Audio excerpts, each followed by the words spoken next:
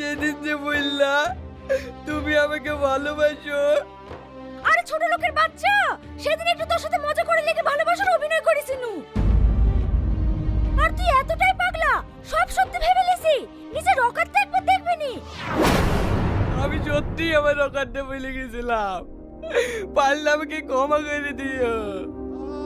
তোমার অভিনয়টা এতটাই নিখুঁত ছিল, আমার একবারের জন্য মনে হয়নি জানো যে তুমি এত ভালো অভিনয় করতে পারো। আর আমার এই প্রজেক্টের কথা বলছো, আমারও পড়ার আগে বারবার মনে হচ্ছিল জানো যে আমি ভুল করছি, কিন্তু তোমার বান্ধবীরা বলেছিল এটা পড়ে